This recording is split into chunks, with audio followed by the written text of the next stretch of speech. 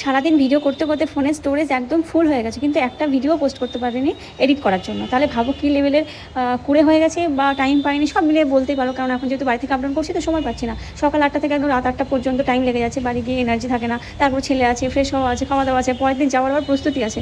এইসব মিলে কোনো কিছু আর হচ্ছিল না আর কি। এটা হচ্ছে জন্মাষ্টমীর আগের দিনের ভিডিও। মানে আমি ছিলাম বাপের বাড়ি থেকে শ্বশুরবাড়ি গেলাম, সেখানে বাবুকে রেখে আমি আবার একটা জায়গায় যাওয়া ছিল আমাকে, সেখানে গেছিলাম আমরা দুজন।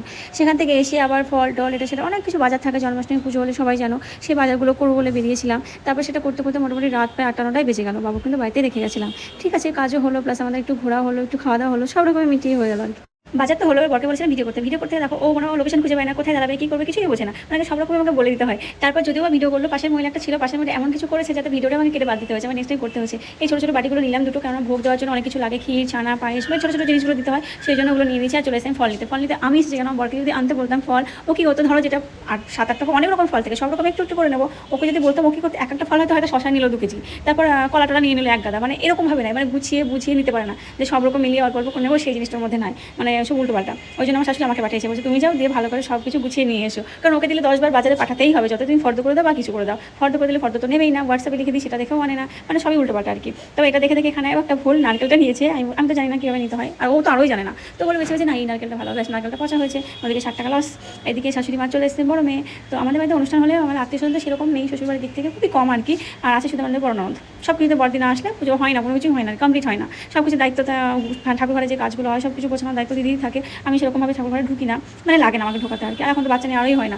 প্রথম কিছুদিন করেছি, মানে কয়েক বছর। তারপর হচ্ছে রান্না হয়েছে চিকেন, যেহেতু জামাই এসে চিকেন তো হবেই, জামাইয়ের চিকেন ছাড়া। আর জামাই যেহেতু মাটন খায় না, সকালে দুপুরে মাটন হয়েছিল, আর আমিও মাটন খাই না, ওই জন্য আমাদের জন্য সন্ধ্যাবেলা চিকেন। আর দুপুরে যেহেতু আমি বাড়িতে ছিলাম না, ওই বাড়িতে ছিলাম, ওই জন্য বিকেলে এসে তার জন্য রাত্রিবেলা চিকেন হচ্ছে। যতই ভালো মন্দ রান্না হোক না কেন, বিশেষ করে জামাই বা যে কেউ আসুক না কেন, চিকেন বা মাটন এই টাইপের কিছু না হলে না মনে যেন পরিপূর্ণ হলো না ব্যাপারটা। যতই তুমি ভালো মন্দ রান্না করে দাও না কেন, নিরামিষ হলে সেটা আলাদা ব্যাপার। আমি সেদিন বিশেষ করে মনে হয় যেন কিছু কি হয়নি এটা খাপ ছাড়া ব্যাপার।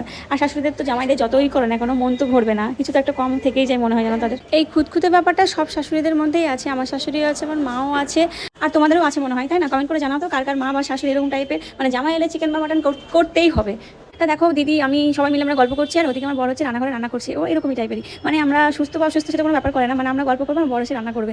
তো কেউ ভেবো না ওকে জোর করে করতে দিয়েছে বা কিছু, ও কিন্তু নিজে থেকেই করে সব কিছু। মানে ও রান্না করতে ভালোবাসে, ও ছোটো থেকেই রান্না করে, যেহেতু ছোটোবেলা থেকে ওর অভ্যেস আছে রান্না করাটা, ভালোবাসে অ্যাকচুয়ালি। শুধু করতে হয় করছি তা না, অ্যাকচুয়ালি রান্নার প্রতি একটু ভালোবাসাটা আছে, যেটা আমার একদমই নেই, সত্যি বলতে নেই। আমি বাধ্য হয়ে যেটুকু করতে হয় করি। তারপর চাকরি হওয়ার পর তো শাশুড়ি সবটা করে দিতে, এমনিও আগেও করতো, পরেও করতো, এখনও করে। আর এখন তার যেহেতু বড় শিফট হয়ে গেছে, এখন পুরোটাই মা করে। তো আজকে আমার এই মিনি ব্লগটা তোমাদের কেমন লাগলো অবশ্যই কমেন্ট করে জানিও। আর কার কার রান্না করে ভালো করে, মানে ভালো রান্না করে খাওয়া একটু জানাতো।